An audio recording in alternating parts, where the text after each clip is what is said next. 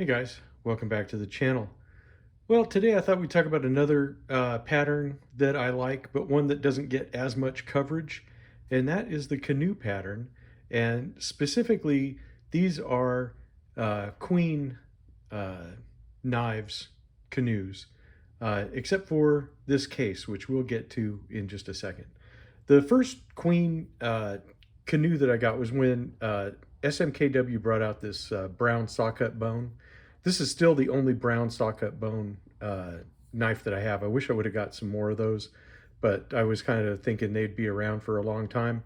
And you know what they always say is that they make them till they don't make them anymore, and it's true.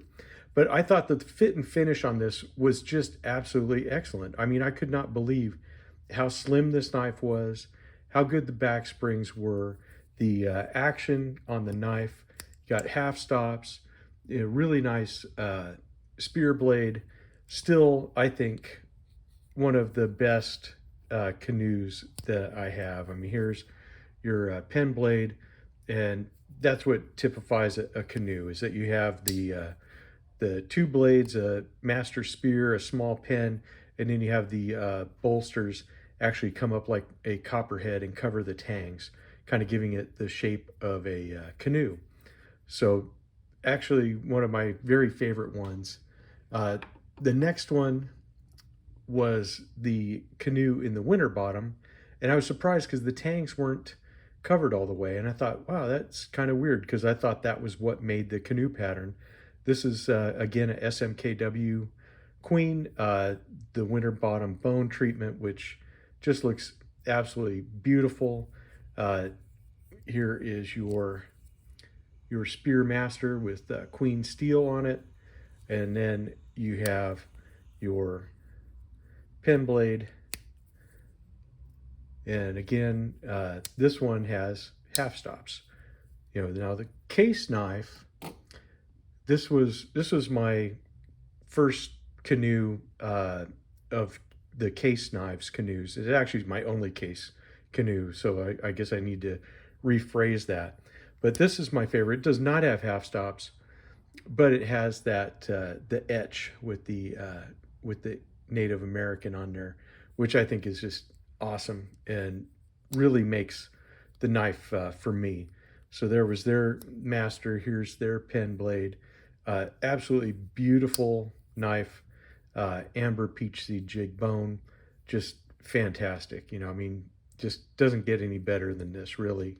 And I just dig this knife.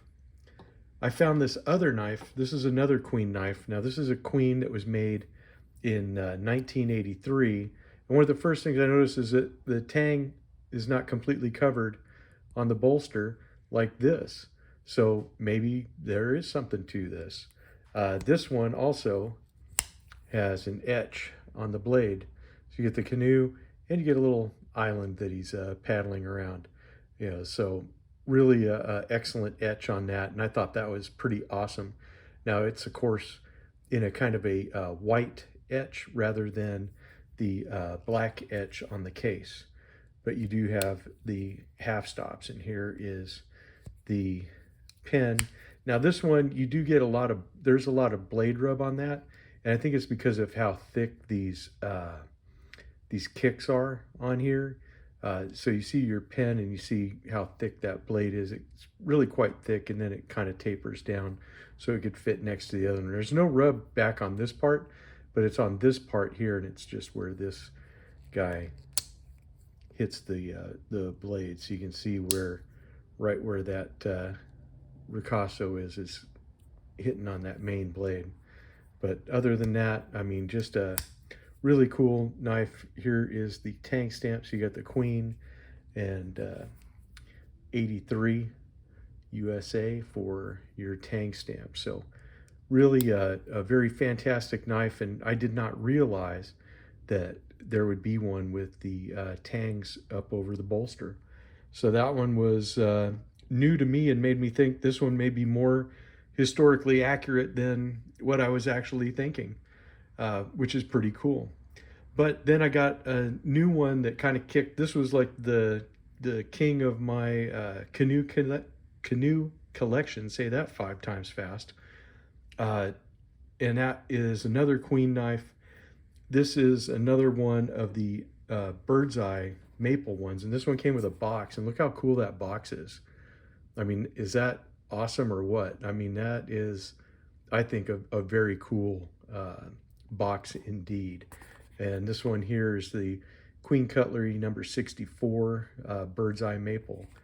And so here is the knife itself.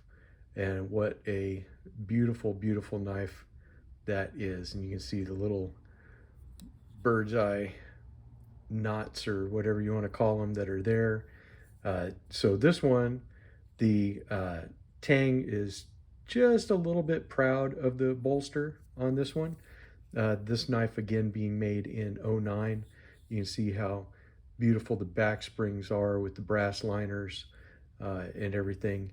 Here is your main blade, and what a spear that is. Is that a proper spear or what? And you got the etched Queen Cutlery number 64 tool steel, because this is in the D2. I don't know if we can get a good shot of the tang stamp there. We'll go a bit there. There you go. Titusville, PA. And yeah, come on. I mean, is that perfect or what? I mean, spear, yes. And here is the pen blade, and that is a super stout little pen blade. I really love it. I mean, this one here, no rub, no anything. I mean, this is just perfect in how it is made. You know, you're not seeing any kind of blade rub or anything on there. It's just, you know, what a great little knife. So slim, so I don't know, just like I said, perfection. This one does not have half stops, but look at that spear. I mean, there's nothing better than that. Patty, you're gonna love that when you see it. But there you go. This is going to be the new king of my canoe collection. Look how beautifully slim that knife is. I mean, these are just true pocket jewelry for sure. So there you go, guys. 4 queens in a case, talking about the canoe pattern. I hope you all enjoyed it, and I will see you on Sunday for the live stream. And then also after the live stream, I will be a guest on Big J's Happy Hour live chat with Boston Blade Review. Really looking forward to getting back together with those guys. It's going to be a good time. So there you go. You're going to have a fun Sunday if you go to both of those live streams.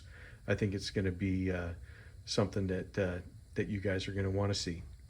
All right, I'll check you all out there. Take it easy, guys.